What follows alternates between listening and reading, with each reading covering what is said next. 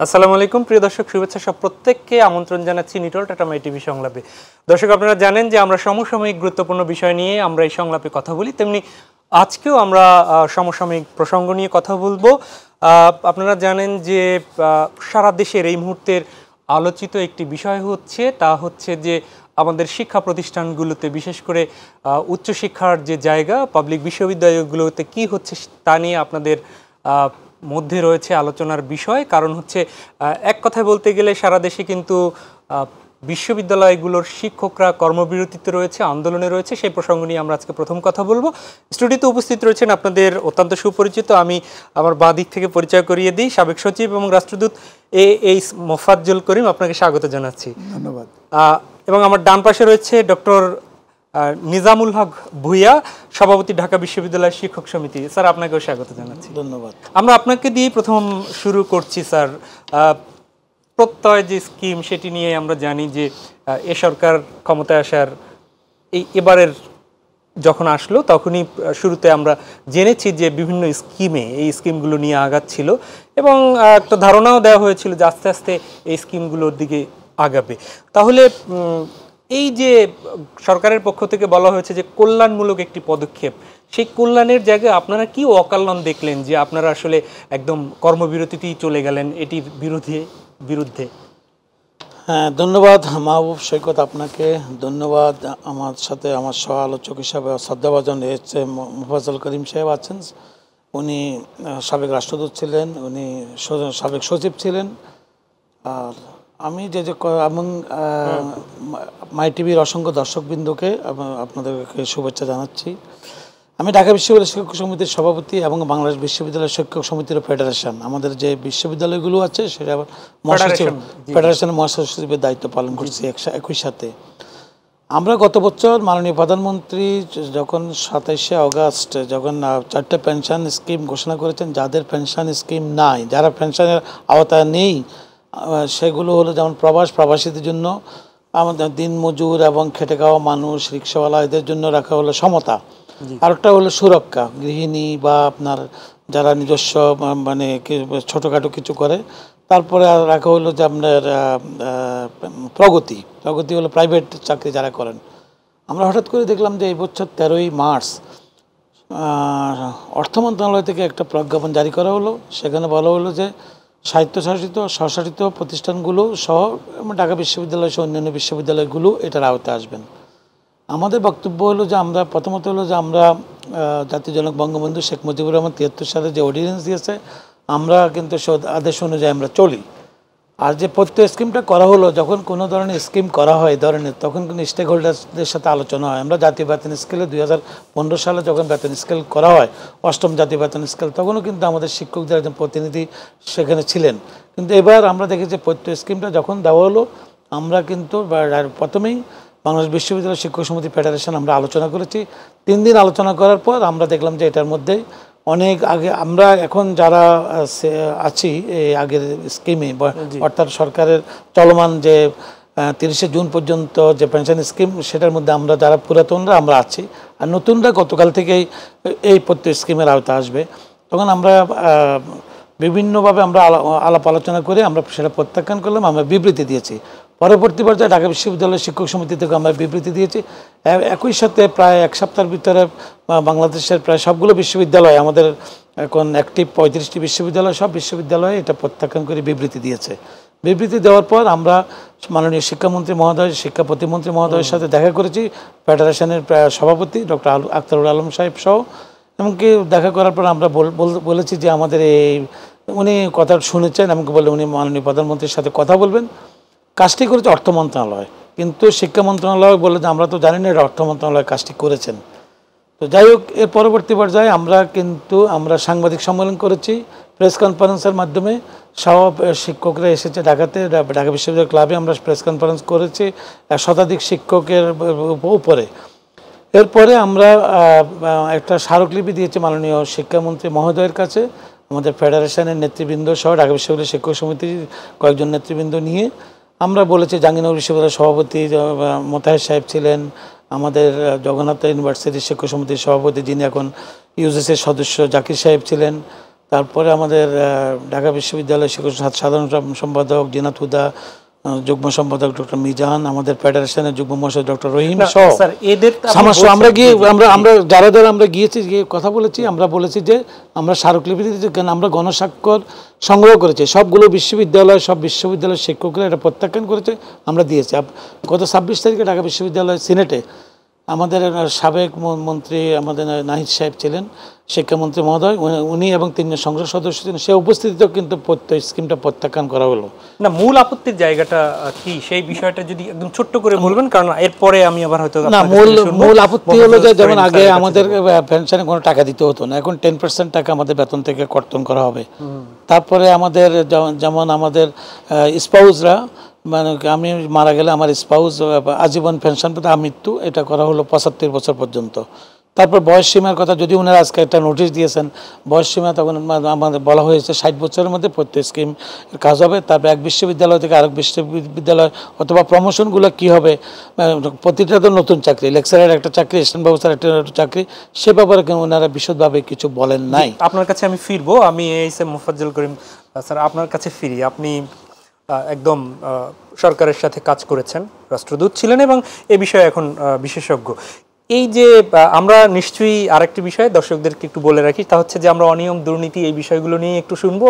আজকের দুদকে বেশ কিছু বিষয় এসেছে, আপনারা জানেন। বিশেষ করে সাবেক বিআইডব্লিউটি এর চেয়ারম্যানের ব্যাপারে চার্জশিট দাখিল হয়েছে, এছাড়া সাবেক আইজিপির বিষয়েও নোটিশ জারি করা হয়েছে, সেই বিষয়গুলো শুনবো। তবে মোহাম্মদ স্যার, আপনার কাছে আবার একটু যে বিষয়টি ফিরি, যে বিষয় নিয়ে, প্রত্যয় স্কিম নিয়ে স্যার যে বিষয়গুলো বললেন, তারা কয়েকটা, আমি যেটি বুঝতে পেরেছি, বেশ কিছু বৈপরীত্য তারা শিক্ষকদের পক্ষ থেকে বলা হয়েছে। কিছু হয় তারপরে বলা হয়েছে স্টেক হোল্ডারদের সাথে আলোচনা করেনি, মন্ত্রণালয় এক মন্ত্রণালয় অন্য মন্ত্রণালয়ের দোষারোপ করছে। এত বড় একটা সিদ্ধান্ত, এক মন্ত্রণালয় অনেক সমন্বয়হীনতা কিনা, এইটা কি আসলে খুব স্বাভাবিকভাবে নেওয়ার অবকাশ আছে কিনা, একটু যদি আপনি আপনার বিশ্লেষণটা বলেন। আপনাকে অনেক ধন্যবাদ। এবং শ্রদ্ধেয় অধ্যাপক নিজামুল হক ভূঁইয়া সাহেব, তিনি চমৎকারভাবে বিষয়টি উপস্থাপন করেছেন। আমার মতো যারা রীতিমতো এই ব্যাপারে অজ্ঞ, মানে বিশেষভাবে অজ্ঞ, সেই অর্থে বিশেষজ্ঞ, আমি এটুকুই খালি বলতে পারি যে একটা ভবিষ্যৎবাণী করি, খুব অচিরেই সপ্তাহখানেকের মধ্যেই দেখবেন সরকার পল্টি খাইছে। এটা মানে সিদ্ধান্ত পরিবর্তন মানে কি, এটা বাতিলই হবে, এই পূর্বাবস্থায় ফিরে যাবে। তার কারণ হচ্ছে এটা কোনো যুক্তিযুক্ততা কিছু নাই। তো যদি থাকেও, যদি আর কি ধরে নিলাম যে সরকার এটা ভালো উদ্দেশ্য নিয়ে করেছেন, এটা শিক্ষকদের মঙ্গলের জন্য করেছেন, সবই মানলাম, কিন্তু একটা তো ন্যূনতম একটা বিষয় যেটা করা উচিত ছিল এত বড় একটা সিদ্ধান্তের আগে, সেটা হচ্ছে শিক্ষকদের সঙ্গে, শিক্ষক প্রতিনিধিদের সঙ্গে একটু আলাপ আলোচনা, যে আমরা এরকম করতে চাই। এমন তো না তাদের মানে হঠাৎ করে একদিনের মধ্যে সিদ্ধান্ত নিতে, গত 1টি বছর আগে থেকেই তো এটা প্রক্রিয়াটা শুরু হওয়া উচিত ছিল, বাজেটে যাওয়ার আগে। কেন করা হলো না আমি অন্তত বুঝতে পারছি না।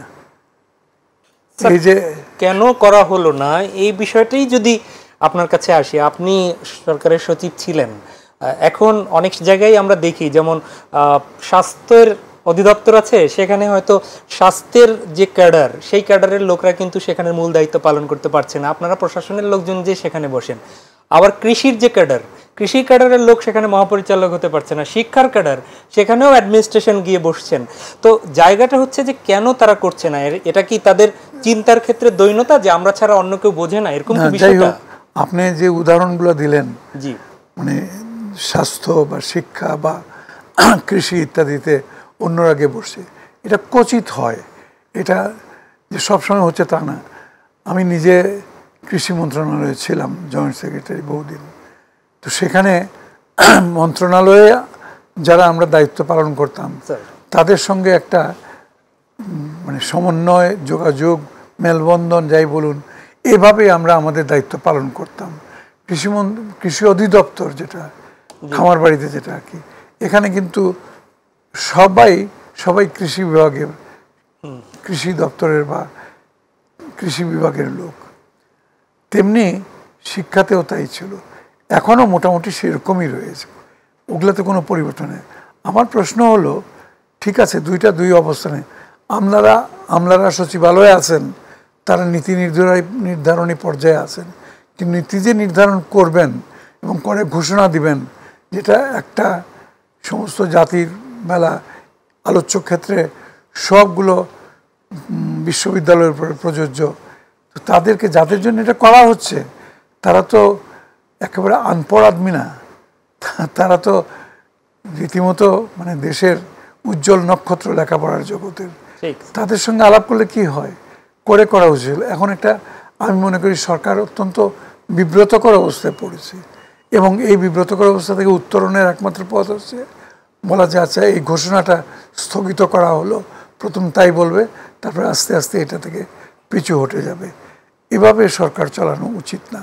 কিভাবে আগানো যেতে পারতো স্যার, এইটাকে কিভাবে এগিয়ে নিয়ে যদি বাস্তবায়ন করাই লাগতো, যেহেতু সরকার ডিক্লার দিয়েছে, তাহলে আপনি কি পথ দেখছেন যে এই পথে আগালে ভালো হতো? দেখুন, এই যে সরকারি বিশ্ববিদ্যালয় পাবলিক যেটা ইউনিভার্সিটিস, এখানে যে আন্দোলন শুরু হয়েছে এমন না যে 10টা 12টা 15টা 20টা বিশ্ববিদ্যালয়, তা না, 85টা বোধ হয় আপনাদের নাকি?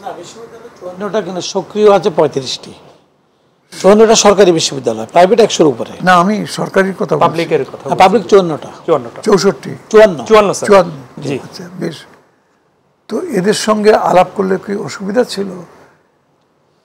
তারা তো এমন না যে শত্রুপক্ষ, তারাও তো তাদের মঙ্গলের জন্য যেটা তারা ভালো মনে করেন, বিশেষ করে ভুক্তভোগী হিসাবে এত বছর ধরে যে সিস্টেমটা চলে আসছে, এটার ভালো মন্দ নিয়ে তারাই ভালো জানেন, তাদের সঙ্গে আলাপ করে এটা করলেই হতো। এখানেই হচ্ছে আমলাতান্ত্রিক ভুলটা করা হয়েছে, এবং এটা যদি মন্ত্রী পর্যায়ে হয়ে থাকে তাহলে তো আমি বলবো যে এটা অত্যন্ত দুঃখজনক এই জন্যে, আমলারা না হয় বুঝলাম তাদের কোনো বিশেষ নিজস্ব দৃষ্টিকোণ থেকে এটা করেছেন, বা কোনো রকমের কোনো বদমতলব থাকতে পারে, আমরা তাদেরকে সমালোচনা করতে পারি, কিন্তু আমরা জনপ্রতিনিধি যারা ওখানে আছেন তারা তো এই শিক্ষকদেরও প্রতিনিধি, তারা ঠিক এই ব্যবস্থায় সেটা করা উচিত ছিল। যাই হোক, এখন স্যার আপনি একটু যদি ছোট্ট করে আপনার একটা পয়েন্ট, আপনি বলছেন বদ মতলব খুঁজে দেখছেন, বদ মতলব কথাটার এটা এখানে ঠিক সঠিক প্রয়োগ বোধহয় আমার হয় নাই, তবুও আমি বলি বদ মতলব আর কিছুই না, ওই একটা অসম্মান অর্থে আর কি, হিংসার ভাব, বা ধরেন হিংসা, কেউ কাউকে মানে ইয়ে করে না আর কি। তো বিব্রতকর সরকারকে ফেলানোর জন্য কি কোনো গোষ্ঠীর এটা কাজ হতে পারে, এরকম কি মনে করছেন? আমার মনে হয় না, আমার মনে হয় না। এই জন্য মনে হয় না যে যদি কোনো গোষ্ঠী যদি বিব্রত করে, সেই গোষ্ঠী কি এত শক্তিশালী যে একেবারে মন্ত্রী পরিষদ থেকে বা মন্ত্রিসভা থেকে মাননীয় প্রধানমন্ত্রী যেখানে আছেন এবং তার মন্ত্রী সভা আছে, তাদের চেয়েও ইয়ে হয়ে গেল, শক্তিশালী, তা নয়। এটা হঠাৎ করে একটা গায়েবী একটা সিদ্ধান্ত এসছে হঠাৎ করে। স্যার আপনি যেমনটা বললেন স্টেক হোল্ডারদের সাথে, আমরা যখন এই যে সিলেবাস নিয়ে অনেক কথা হচ্ছে, এবং সিলেবাসের সময় যখন শিক্ষাবিদদের ইন্টারভিউ নিতে গেলাম, তারা সবাই বললো যে না এই বিষয়ে আমরা জানি না, কোনো বিশেষজ্ঞ বলতে বাংলাদেশের জাতীয় লেভেলের যারা, তাদের কারোর সাথে এই সিলেবাস প্রণয়নের তারা জানে না, যে নিয়ে এত হইচই। তাহলে কি সংশ্লিষ্ট বিভাগের এক্সপার্টদের কি ট্যাগ করা হয় না মন্ত্রণালয়গুলোয়? হওয়ার তো কথা, এই সমস্ত ক্ষেত্রে হচ্ছে কি না হচ্ছে বলতে পারবো না, কিন্তু আমি যতদিন চাকরি করেছি, আমি 4-5 মিনিস্ট্রিতে সচিব ছিলাম, এবং সবখানেই আমরা যারা প্রকৃত যারা এটার ধরুন ব্যবহারকারী বা যারা এটার সুবিধাভোগী হবে, তাদের মতামতটা, কিংবা যাদের বিরুদ্ধে যেতে পারে, যেমন আলোচ্য ক্ষেত্রে গেছে, তাদের মতামতটা সবসময় নিয়ে তাদের সঙ্গে সম্পৃক্ত থেকে কমিটি ইত্যাদি করে তাদেরকে প্রতিনিধি রেখে তারপরেই আমরা সিদ্ধান্ত নিয়েছি, এবং এটাই সিদ্ধান্ত নেওয়ার নিয়ম। জি, আমরা ফিরবো এবং আমাদেরকে একটা বিরতিতে যেতে হবে, তারপরে শুনবো আসলে যে আপনারা এই কর্মসূচি, আপনাদের কর্মসূচি কতদিন পর্যন্ত বজায় থাকবেন, এবং আসলে কোনোভাবে কোন পথ আছে কিনা যে না এই স্কিম অব্যাহত রেখে আপনাদের কর্মসূচি প্রত্যাহারের সেরকম কোনো আশার আলো আছে কিনা, সেই বিষয়টিও শুনবো। তবে ছোট্ট একটা বিরতি থেকে ফিরে, প্রিয় দর্শক, নিটল টাটা মাই টিভি সংলাপের এ পর্যায়ে যাচ্ছি একটা বিরতিতে, ফিরে এসে আবারও সঙ্গে চাই আপনাদের।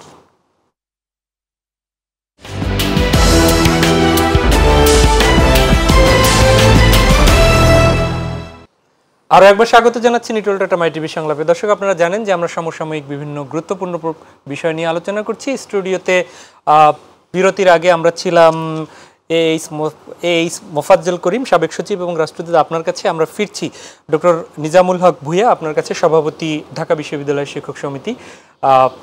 আমরা যে প্রসঙ্গটা ছিলাম যে আপনাদের যে কর্মবিরতি শিক্ষকদের পাবলিক বিশ্ববিদ্যালয়ের আপনারা নেতৃত্ব দিচ্ছেন, আপনি ফেডারেল যে শিক্ষকদের সংগঠন সেই সংগঠনেরও সাধারণ সম্পাদকের মহাসচিবের দায়িত্ব পালন করছেন। আপনাদের এই আন্দোলন আসলে মানে ইতি কখন টানবেন বা আপনাদের সিদ্ধান্তটা কি? প্রথমত হলো যে আপনি ওই সময় সুযোগ সুবিধার অনেকগুলো কথা বলা হয় না, যেমন 80 লক্ষ টাকা আমরা এককালীন এখন পেয়ে থাকি। 2 নম্বর হলো যে আমরা 2টা ঈদের যে বোনাস পেয়ে থাকি, ঈদ বোনাস বলে সবাই ঈদের আনন্দ করে টাকাটা পেয়ে যায়, সেটাও রাখা হয় নাই। মেডিকেল ভাতা সেটাও রাখা হয় নাই, কি দুঃখজনক বলেন। তারপর 65 বছর 60 বছর বলা হয়েছিল, এখন ওনারা আজকে একটা চিঠি দিয়েছে যে না এটা 65 বছর হয়। এতদিন আমরা আন্দোলন করার পর আজকে ওনারা চিঠিটা দেয় এটা 65 বছর আপনাদের জব প্রোটেকশন দেওয়া হবে। তারপরে বলা হয়েছে যে আমাকে এতদিন জব প্রোটেকশনের কথা বলা হয় নাই, এই আজকে কিন্তু ওনারা একটা চিঠি দিয়ে জব প্রোটেকশন দেওয়া হবে।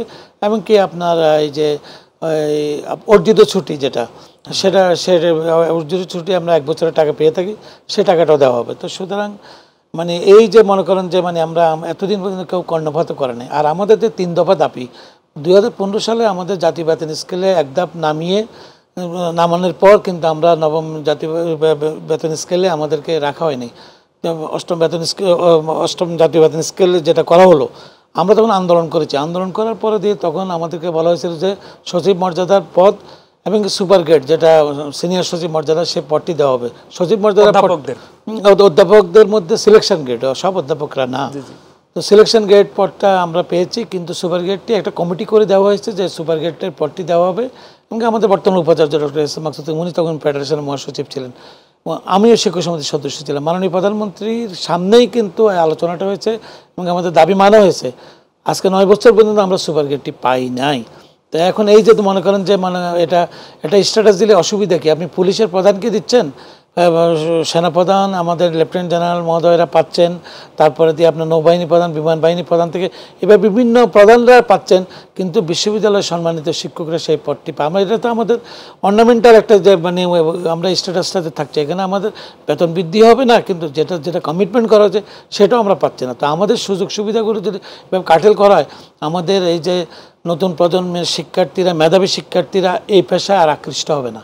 আর এখন যে সার্বজনীন আরেকটা কথা ওনারা বলেছেন যে আগামী বছর 1 জুলাই থেকে সেবক নামে একটি সরকারি কর্মকর্তাদের জন্য দেওয়া হলো। আমাদের বক্তব্য হলো যদি সেখানে যদি অনেক সুযোগ সুবিধা থাকে তাহলে আমাদেরকে এবার সিঙ্গল আউট করলেন কেন? আমাদেরকে ওই জায়গায় রাখেন, আমরা দেখবো ওইখানে কী সুযোগ সুবিধা আছে। ওনারা যদি সার্বজনীন সবার জন্য হয় তাহলে ওই জায়গায় যাই আমরা কন্ট্রিবিউট আমরা করবো, অসুবিধা কি? দেশের জন্য সবাই কন্ট্রিবিউট করবো। ইন্ডিয়াতে এক্সাম্পল দিচ্ছে অনেকে যে 2004 সালে ইন্ডিয়ায় কন্ট্রিবিউটিভ পেনশন স্কিম চালু করেছে। এখন তারা অর্থনৈতিকভাবে আমাদের থেকে অনেক স্ট্রং, আমরাও শক্তিশালী অর্থনীতির দিকে যাচ্ছি, মধ্যম আয়ের দেশে যাচ্ছি।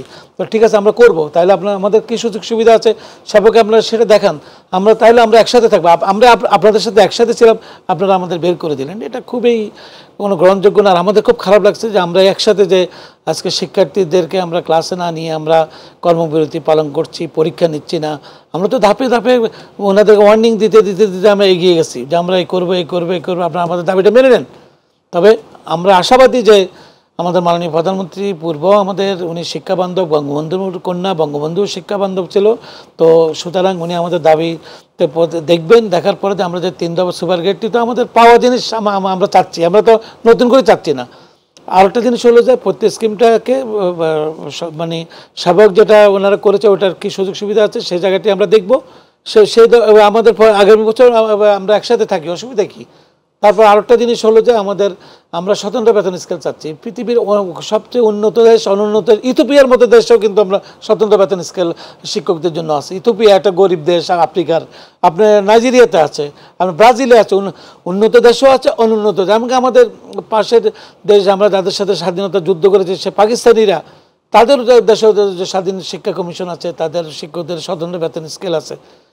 তো এমনকি শ্রীলঙ্কা দেখেন, ইন্ডিয়া দেখেন শিক্ষকদের বেতন কোন লেভেলে, এমনকি শিক্ষক শিক্ষকদেরকে আকৃষ্ট করার জন্য তারা হাই লেভেলের বেতন দেওয়া হয়, বললো যে এদেরকে যদি এই বেতন না দেওয়া হয় এরা অন্য কর্পোরেট হাউসে চলে যাবে, দেশ ছেড়ে বিদেশে চলে যাবে, সেই জন্য কিন্তু শিক্ষকদেরকে ওই লেভেলে রাখা হয়। আমাদের অনেক শিক্ষক, অনেক মেধাবীরা তো চলে যাচ্ছে, অলরেডি চলে যাচ্ছে।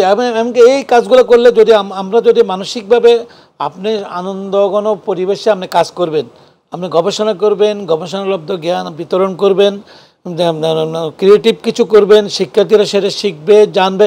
আজকে আমাদের 7.5 কোটি লোক যখন দেশে ছিল তখন আমাদের খাদ্য ঘাটতি ছিল 40 লক্ষ টন বঙ্গবন্ধু যখন ক্ষমতা আসে। আজকে দেখেন আমরা 16 কোটি 17 কোটি, যাই হোক আমরা খাদ্যে আমরা কোন পর্যায়ে গেছি। আমাদের কৃষিবিদরা, আমাদের শিক্ষাবিদরা, কৃষিবিদরা, গবেষকরা সে কাজটি করেছে। আমি আপনার কাছে ফিরবো, তবে 2-3টি পয়েন্ট আপনি বলেছেন, আমি একটু এইচএম মোফাজ্জল করিম স্যার আপনার কাছে একটু আসতে চাই। 2-3টি 9 বছরে সুপার গ্রেড হয়নি স্যার বলেছেন। আরেকটি বলেছেন যে প্রশাসনে যারা আছেন বা আমলাদের সেবক নামে স্কিম, তিনি বলেছেন যে একই সাথে তো হতে পারতো।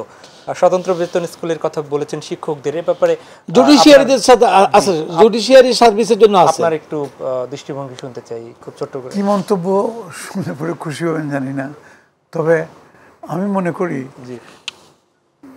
সরকারের এবং সরকারের যে প্রশাসন যন্ত্র সকলেরই বোঝা উচিত যে বাংলাদেশটা একটা পরিবার।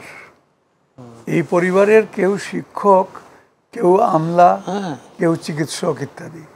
কিন্তু পরিবারের যদি একজন আরেকজনকে যদি আমরা নিজের না মনে করি, আপনজন না মনে করি, তাহলে এই ধরনের পদে পদে ভোগান্তি হবে। আপনার যদি একটা কিছু সিদ্ধান্ত আপনি নেন, তাহলে এক পক্ষ ভাববে যে আমি বঞ্চিত হয়ে গেছি, আমাকে দিল না। আর যেখানে স্পষ্ট দেখা যায়, সত্যি কথা বলতে গেলে যে কথাটা প্রফেসর সাহেব বলেছেন, আমি ওনার সঙ্গে একমত। আমাদের বিদেশের কথা, ইউরোপ আমেরিকার কথা বাদ দেন, মানে পাশ্চাত্য দেশের কথা বাদ দেন, ওরা তো ঠিক আছে অর্থনৈতিক দিক থেকে উন্নত, সব দিক থেকেই শিক্ষায় গবেষণায় সব দিক উন্নত। এমনকি আশেপাশের এই দক্ষিণ এশিয়াতে আমাদের প্রতিবেশী যারা, তারাও সুন্দর উদাহরণ হচ্ছে ভারত, নিকটতম প্রতিবেশী, এবং এত বিরাট একটি 150 কোটি লোকের দেশ। আচ্ছা, আর একটা ভালো উদাহরণ হচ্ছে শ্রীলঙ্কা। শ্রীলঙ্কাতেও শিক্ষকরা অনেক বেশি, হ্যাঁ, বহু আগে থেকেই তারা। পাকিস্তানে অনেক বেশি, আমরা যাদের সাথে যুদ্ধ করেছি আগে এরকম ছিল না, সম্প্রতি তাদের বোধোদয় হয়েছে। তারা পাকিস্তানেও তারা শিক্ষাকে এখন উপরের দিকে নিয়ে, সম্প্রতি তাদের বোধোদয় হয়েছে, আমাদের কবে হবে বোধোদয়? আমি সেটাই বলছি আর কি। ওই যে আমরা একজন আরেকজনকে যদি একটা মানে বৈরী ভাব, যেটা আর কি, এটা কি জানি আরেকটা শব্দ ব্যবহার করেছিলাম, ওটা এখন আর বলবো না। যাই হোক, তবে বৈরী ভাব বা মনে মনে একটা হিংসা প্রবৃত্তি, যেটা এটা বিসর্জন দিয়ে বলতে হবে যে না, আমরা সকলে একটি লক্ষ্য অর্জনের জন্য কাজ করছি, স্ব ক্ষেত্রে, নিজ নিজ ক্ষেত্রে আমরা কাজ করছি। কেউ আমরা সেখানে আমলা, কেউ আমরা সেখানে কামলা, কেউ আমরা সেখানে শিক্ষক, কেউ আমরা সেখানে ছাত্র। যে যেখানেই থাকি না কেন, দেশের মঙ্গলের জন্যে।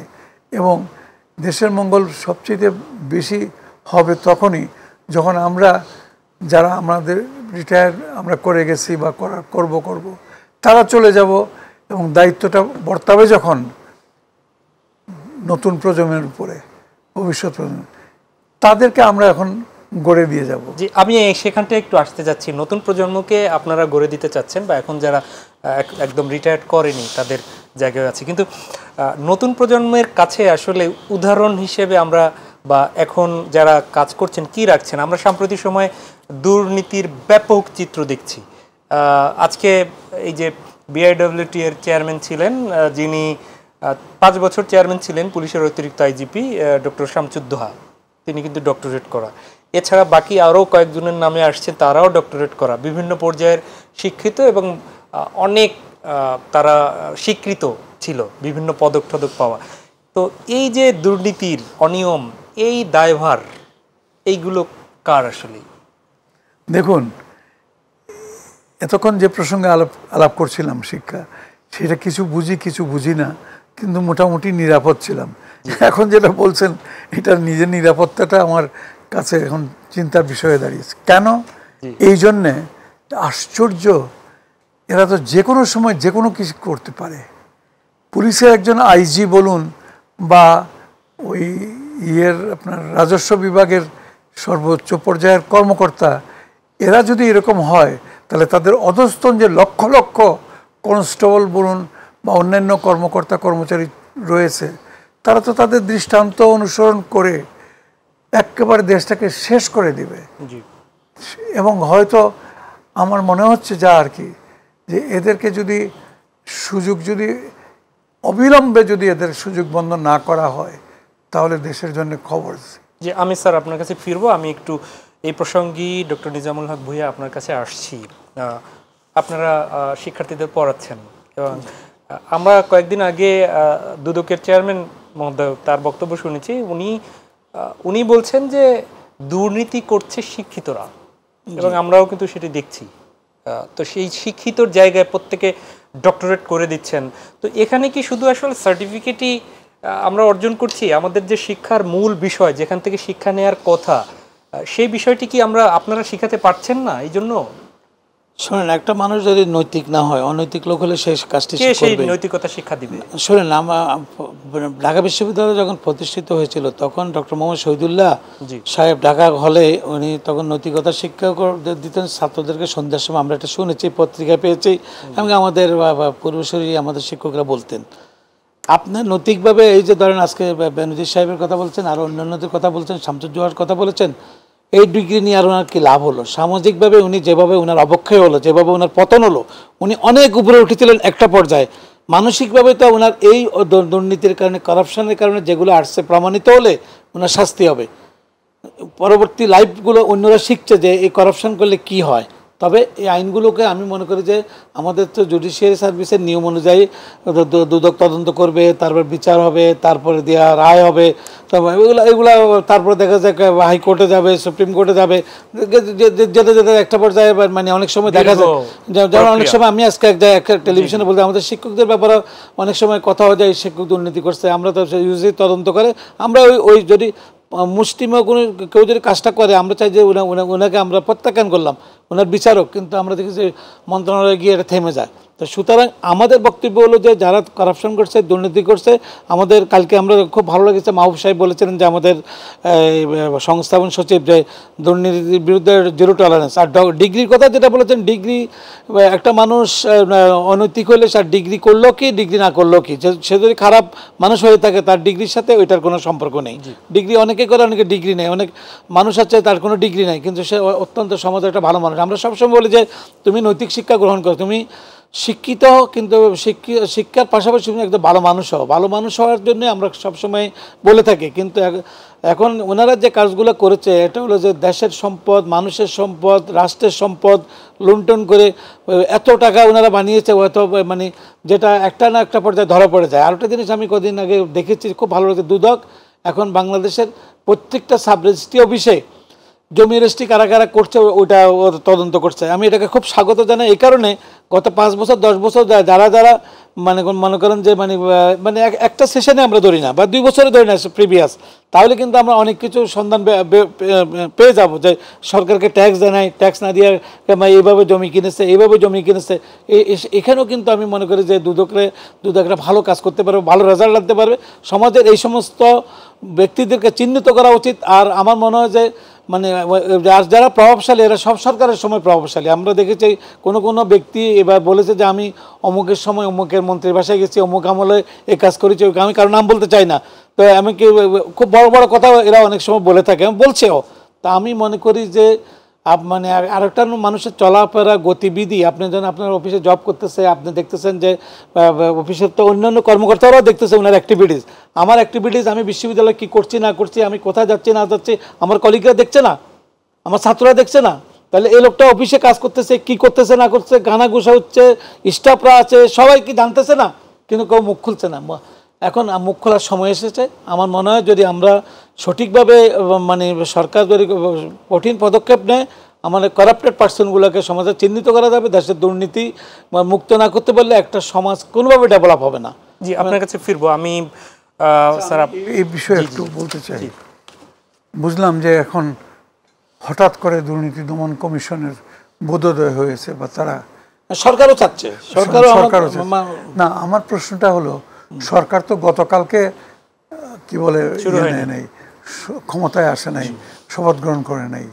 এই সরকার তো 15 বছর ধরে। আচ্ছা, তারপরে সরকার তো খালি দুর্নীতি দমনের জন্য তো সরকার নয়, উন্নয়নের জন্য, জনগণের। কিন্তু এই সমস্ত কাজ করার জন্য কোটি কোটি কোটি টাকা সরকারের ব্যয় হচ্ছে কাদের পেছনে? কিছু তদন্তকারী, কিছু আমলা, কিছু আপনার ওই যে এজেন্সি। কেমন আমাদের এত এজেন্সি আছে, তারা কি ঘুমাচ্ছিলেন এতদিন পর্যন্ত? যে আমরা অপেক্ষা করি দেখি কোনো কাগজে কালের কণ্ঠে না প্রথম আলোতে না কোথায় বের হয়, তারপরে আমরা ঝাঁপিয়ে পড়ব। আর না হলে পরে আমরা নাকে তেল দিয়ে ঘুমাতে থাকবো। What is this? আপনারা বেতন খান না, আপনারা জানেন না, দুনিয়ার সবাই জানে, আর আপনারা জানেন না যে কি হচ্ছে না হচ্ছে। তাহলে তো প্রশ্ন আসে, তাহলে কি এটা ভাগ বাটোয়ারার ব্যাপার আছে? এটা কি এইরকম করে? তা না হলে পরে এই যে শত শত বিঘা, 1-2 বিঘা 2-3 বিঘা নয়, 600 না 700 বিঘা জমি, কয় পয়সা বেতন পায় এই ভদ্রলোক যে এতটুকু করেছে? মন্ত্রণালয়ে গিয়ে অনেক অভিযোগ থেমে যায়, এটি স্যার অভিযোগ তুলেছেন। মন্ত্রণালয়ে গিয়ে অনেক অভিযোগ দপ্তর পরিদপ্তর বা শিক্ষা প্রতিষ্ঠানের, সেটি তো মন্ত্রণালয় ফাইনালি যায় বিচারের বা বিভাগীয় ব্যবস্থা গ্রহণের জন্য, সেখানে গিয়ে থেমে যায়। এর পেছনে কারণটা কি? এর পেছনে কারণ হচ্ছে যাদের কাছে গিয়ে এটা থেমে গেল তাদের মধ্যে গোলমাল আছে। আমরা তাদের সঙ্গে যে মানে দশানা ছয়ানার ব্যাপার নাই, কেমন তাই বা কে জানে। তাইলে তদন্তটা করা হলো কেন? তাইলে আমাকে আমার বিরুদ্ধে এত কিছু করা হলো কেন? আমরা এই আলোচনা স্যার শুনবো, তবে আরেকটা বিরতি থেকে ফিরে। প্রিয় দর্শক, নিটল টাটা মাই টিভি সংলাপের এ পর্যায়ে আরেকটা বিরতিতে যাচ্ছি। আগের মতোই আবারও সঙ্গে চাই আপনাদের।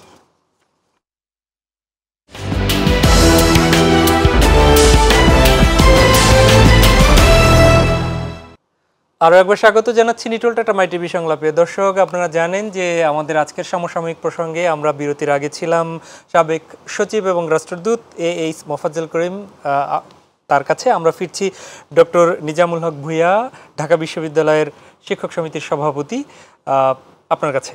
আমরা দুর্নীতির বিষয়ে আসলে শুনছিলাম আপনাদের কাছ থেকে। দুর্নীতিবাজ বলতে যেটা আসলে বোঝায়, সেই সংজ্ঞাটার মধ্যে আগে হয়তো খুঁজে পেত যে যিনি জব করেন বা চাকরি করেন বাকরি করেন তার, অথবা পুরুষদের সাধারণত ধরে নেওয়া হতো যে ছেলেরা মনে হয় একটু দুর্নীতিতে বেশি জড়াচ্ছে। এখন দুর্নীতির সহযোগী হিসেবে তাদের স্ত্রী সন্তানদের নামও কিন্তু চলে আসছে বিভিন্নভাবে। বিষয়টি কি আসলে কিভাবে দেখছেন? আমরা সাম্প্রতিক সময় যাদেরই দেখছি তাদের উপার্জিত অর্থ অথবা সম্মিলিতভাবে স্ত্রীদেরও সেখানে দুদক এবং শামসুদ্দোহা সাহেবের ব্যাপারও তাই আজকে চার্জশিট দিয়েছে। দেখা যাচ্ছে উনি স্ত্রীর নামে লিখছেন, কেউ শালার নামে লিখতেছেন, কেউ ভাই, মানে সেই পক্ষের লোকদের ব্যাপারে দেখা যাচ্ছে বেদের সম্পাদনারা করে থাকেন। এটা খুবই দুঃখজনক যে আসলে জনগণের সম্পদ এভাবে লুণ্ঠন করে। আমরা আগে এক সময় আমরা এই পেশা ওই পেশা, দু একটা পেশাকে আমরা বলতাম যে এই পেশার লোকেরা ঘুষ খায়, ওই পেশার আমি নাম বললাম না। কিন্তু এখন দেখা যাচ্ছে যে আপনি মানে বিভিন্ন পেশায় আমরা জর্জরিত হয়ে গেছি। টাকাটা নেওয়াটাই শুধু ঘুষ বা দুর্নীতি তা না, তাদের তো ক্ষমতার অপব্যবহার দেখা যাচ্ছে। আপনাকে সরকার একটা গাড়ি দিয়েছে আপনার পরিবার, এবং দেখা যাচ্ছে আপনি মন্ত্রণালয় থেকে বা ওখান থেকে বা আপনার কর্পোরেট অফিস থেকে বা আপনি প্রভাব বিস্তার করে 2-3টা গাড়ি পাওয়া। আমরা এটাও দেখেছি, সেটাও মাঝে মাঝে কিন্তু পত্রিকায় এসেছে, তার তদন্ত হয়েছে, তারপর আবার গাড়ি সিজ করা হয়েছে, আমরা বারবার এগুলো দেখে আসছি। এখন সেটা হলো স্ব মন্ত্রণালয়, স্ব বিভাগ, যারা যেটাকে নিয়ন্ত্রণ, স্যার বলেছেন কৃষি মন্ত্রণালয়ের কথা, উনি সচিব ছিলেন, ওই মন্ত্রণালয় এবং কৃষি অধিদপ্তর আছেন, তারপর ধরেন আমাদের শিক্ষা অধিদপ্তর আছেন, তারপরে ইঞ্জিনিয়ারিংদের পূর্ত যে অধিদপ্তর আছেন, সেখানে যে হায়ারার্কিরা এবং নিচে যারা আছেন, এটা সমন্বয় রেখে আমার মনে হয় যদি সবাই মানে এই জায়গাটুকু থেকে আমরা ঐক্যবদ্ধ হতে না পারি এমনকি দুর্নীতির বিরুদ্ধে, তাহলে কিন্তু আমার মনে হয় কিন্তু এইগুলো চলতে থাকবে। এমনকি বিশেষ আইনও এদেরকে আনা উচিত। এই যে আমাদের এখন যে মানে আপনার আইনটা আছে, প্রচলিত আইনটা, আমি একটু আগেই বললাম যে এটা এখানে বিচার হবে, ওখানে বিচার হবে, দুদক হবে, তারপর জামিন হবে, তারপরে এটা একটা রায় হবে, তারপরে এটা হাইকোর্টে চলে যাবে, আবার স্থগিত হয়ে যাবে। আমাদের মানে আমার মনে বিচার ব্যবস্থায় কিছু সংস্কার করা উচিত। তাহলে কিন্তু যখনই কেউ শাস্তির আওতায় আসবে এবং তার শাস্তি হবে, তার বিচার হবে, সে অপমানিত হবে, সে জেল খাটবে, তখন কিন্তু সে কিন্তু মানে লজ্জায় হোক আর বা সামাজিকভাবে অবক্ষয় থেকে বা মুক্তি পাওয়ার জন্য এই কাজটি সে করবে না। কিছু করলেও এটার পরিমাণ থাকবে অনেক কম।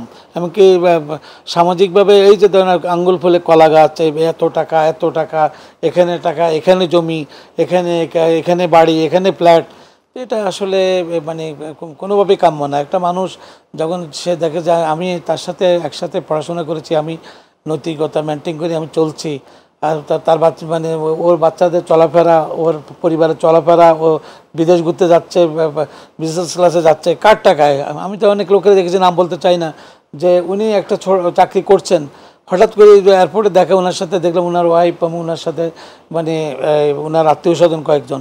এমনকি দেখলাম যে একটা পর্যায়ে আমি যেহেতু একটা কনফারেন্সে যাচ্ছি, আমার বিজনেস ক্লাস ছিল, আমি যে গিয়ে দেখি যে উনি লজ্জায় পেয়েছেন যে আমি বিজনেস ক্লাসে এতগুলো লোক দেখলাম। তখন বললো যে উনি তাড়াতাড়ি করে আমার একটা গ্যাপে আমাকে বলতেছে কেমন আছেন, এই নিজাম, এইটা সেটা। আমি ওই আমার শালা টিকিট পাঠিয়েছে না, হ্যাঁ, এটা এই যে ধরেন মানে এই যে অসামঞ্জস্য কাজগুলো, এগুলো খুবই, এমনকি মানুষ দেখছে না। আমি পূর্বে বলেছি যে আপনি চিহ্নিত করা খুব ইজি। জি, আপনার যদি সময় থাকে আপনার কাছে ফিরবো। আমি একটু মোফাজ্জল করিম স্যার আপনার কাছে ফিরি। অনেকগুলো কিছু হতাশা দেখেছেন, আশার দিকও দেখেছেন স্যার। আমি একটু প্রশ্ন করি যে দুদকের কর্মকাণ্ড নিয়ে তিনি আশার আলো দেখছেন। দুদকের কি সেই সক্ষমতা আছে সব দপ্তরগুলোকে মনিটরিং এর নিয়ে স্বাধীনতা দিতে হবে? তারপরে আরেকটা বিষয় হচ্ছে দুদক তো নিজেদের আইনজীবী নেই, তিনারা অন্য আইনজীবী নিয়োগ করে। সেই হয়তো যারা দুর্নীতিবাজ তারা আরো বড় আইনজীবী টাকা পয়সা দিয়ে নিয়োগ করে। তো সেই জায়গাটায় আসলে করণীয় কি, দুদকের সক্ষমতাটা কতটুকু দেখছেন? দেখুন, দুদক সৃষ্টি করা হয়েছিল কিন্তু সম্পূর্ণ ইন্ডিপেন্ডেন্টলি কাজ করার জন্য, একটি সম্পূর্ণ স্বায়ত্তশাসিত একটি সংস্থা হিসাবে, কোনো ডিপার্টমেন্ট নয় বা কোনো মন্ত্রণালয়ের অধীন নয়। আচ্ছা, তারা বহুদিন পর্যন্ত তারা ওই নাম নিয়েই চলেছেন কমিশন, কিন্তু কমিশনের যেরকম কাজ করা উচিত সেরকম করেন নাই। সম্প্রতিকালে দেখা যাচ্ছে একটু গা ঝাড়া দিয়ে উঠেছেন, যে কারণে হোক না কেন। কিন্তু দুদক তো হচ্ছে গিয়ে তদন্তকারী সংস্থা, এবং তদন্ত করে তাদের প্রতিবেদন দিবে, সেই অনুযায়ী মামলা হবে, মোকদ্দমা হবে। আপনি বলছেন যে তাদের নিজস্ব কোনো ইয়ে নাই, না আছে। ওই যে প্যানেল আইনজীবী আছে, তাদের আইনজীবী রয়েছেন, ভালো আইনজীবী রয়েছেন, নাম করা লোক, ঠিক আছে, সেটা বড় কথা না। বড় কথা হচ্ছে গিয়ে সরকারের সদিচ্ছা, যে এই ইয়ের পরে যে রিপোর্টটা আসবে সেই রিপোর্টটা বাস্তবায়ন কতটুকু হয়। রিপোর্ট দেওয়া হলো, সমস্ত দেশবাসী সবাই জানলো যে হ্যাঁ দারুণ রিপোর্ট দিয়েছে, নজিরবিহীন যেরকম দুর্নীতি করেছিল সেরকম নজিরবিহীন এখন একটা রিপোর্ট গেছে, সব করে ধরা। তারপরে কি কিছুদিন পরে আর খবর নাই, কিছুই হচ্ছে না, তাহলে হবে না। ধরতে হবে, দৃষ্টান্তমূলক শাস্তির ব্যবস্থা করতে হবে। স্যার, এখানে যে প্রশ্নটা আসে তা হচ্ছে যে আমরা জানি যে দুদকের বিভিন্ন মনিটরিং সেল আছে, প্রাতিষ্ঠানিক ক্ষেত্রেও তাদের দেখার কথা, যেগুলো বেশি দুর্নীতি পরায়ণ।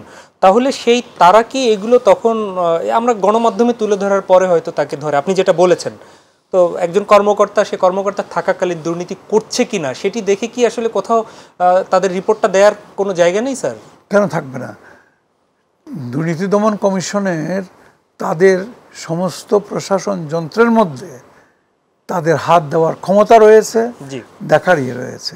এমনকি পারছে না কেন? তাহলে পারছে না মানে তাদের সদিচ্ছার অভাব, অথবা একটা কথা মনে রাখবেন যে যে কোনো প্রতিষ্ঠান বা যে কোনো সংস্থা সঠিকভাবে চলবে তখনই যদি তার যিনি বস, তার যিনি উপরিওয়ালা, তিনি যদি শক্ত হন।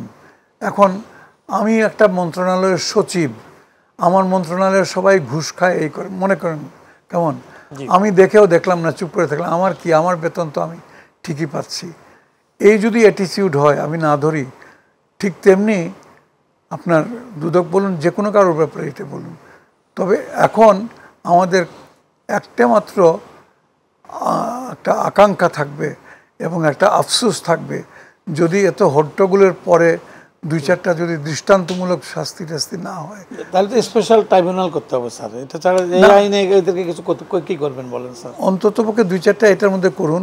ট্রাইব্যুনালের সময় লাগবে করতে করতে, ততদিনে আপনি অন্তত, আমি বহু জায়গায় বহুবার বলেছি যে প্রতি বছর যদি অন্তত 3-4টা বড় বড় রাঘব বোয়াল যদি ধরা হয়, তাহলে সেই পুকুরের যত চুনাপুটি আছে, যেমন বড় বড় রাঘব বোয়ালগুলো ধরলে পরে খবর হয়ে যাবে, চুনাপুটিরা তখন আর সাহস করে সামনে আসবে না। প্রত্যেকটা দুর্নীতির টাকাই কিন্তু মানি লন্ডারিং হয়ে গেছে স্যার। হ্যাঁ, এটা একটার সঙ্গে একটা অপরাধের সঙ্গে আরেকটা অপরাধ, এটা ইয়ে আছে। স্যার আগের একটা সময় আমরা ছোটবেলা যেটা শুনতাম, নিশ্চয়ই আপনাদের সময় আরো বেশি ছিল, যে দুর্নীতি যিনি করেন তার সন্তান অথবা স্ত্রী এদের কাছ থেকে হয়তো সেগুলো দূরে রাখতো, জানতে দিত না। এখন দেখা যাচ্ছে যে যোগ সাজসের একটা বিষয়, ওপেন হয়ে গেছে আর কি, আপনি বলতে ওপেন হয়ে গেছে আর কি, নাকি দুর্নীতি মনেই করছে না? না, তার কারণ হচ্ছে আগে ছিল কি, আগে ছিল শতকরা 90 জন কর্মকর্তা জি বা কর্মচারী, কর্মকর্তাই বলি অফিসার লেভেলে, তারা শতকরা 90 জন, 10 জন দুর্নীতি করে, দুর্নীতিবাজ। এখন ঠিক উল্টা হয়ে গেছে, শোনা যায় অবশ্য, শোনা যায় কি, এটা পারসেপশনের ব্যাপার, এটা দেখাও যায়। সবখানে যদি আপনি টাকা আর পয়সা দিয়ে যদি আপনি কাজ করতে হয়, তাহলে তো এটা জানাজানি হবে। এখন তো তাই দাঁড়িয়ে গেছে। তো এখন এই জন্য এটা বলতে পারেন, এটা জনসাধারণ সমাজের লোকজন এটাকে মেনে নিয়েছে। ওই অমুক অফিসে গেছিলা, 500 টাকা দিয়ে এসো। এই অবস্থার তো অবসান দরকার, খুব অবশ্যই দরকার। অবসান হবে তখনই হবে যদি ধরা পড়ে আর এটা যদি বন্ধ হয়, আর সোশ্যালি সামাজিকভাবে দুর্নীতিবাজদের যে কন্ডেম যদি করা হয়, এই সংস্কৃতিটা আস্তে আস্তে উঠে যাচ্ছে। যে আমরাও আপনার সাথে আসলে প্রত্যাশা করছি যে অবশ্যই দেশ থেকে দুর্নীতি দূর হোক। প্রিয় দর্শক, আমরা আলোচকদের আসলে কথা শুনলাম। আপনারা সবাই জানেন যে আসলে দুর্নীতি জাতীয় জীবনের জন্য, রাষ্ট্র এগিয়ে যাওয়ার জন্য সবচেয়ে বড় প্রতিবন্ধক। আমরা সবাই দুর্নীতিকে না বলি এবং যে যার জায়গা থেকে দেশটাকে এগিয়ে নিয়ে যেতে, দুর্নীতিমুক্ত দেশ হিসেবে গড়ে তুলতে আমরা সবাই একযোগে কাজ করি। আজকের আলোচকদের কথা অনুযায়ী সেই প্রত্যাশা রেখে শেষ করছি। অনেক অনেক ধন্যবাদ আলোচনায় অংশ নেওয়ার জন্য ডক্টর নিজামুল হক ভূঁইয়া, এবং অসংখ্য ধন্যবাদ এইচ.এম. মোফাজ্জল করিম, আপনাদের দুজনকে। আল্লাহ হাফেজ। আজকের মতো নিটল ডেটা মাই টিভি সংলাপের এখানেই আমরা বিদায় নিচ্ছি। আবারও আপনাদেরকে অফুরান শুভেচ্ছা জানাচ্ছি।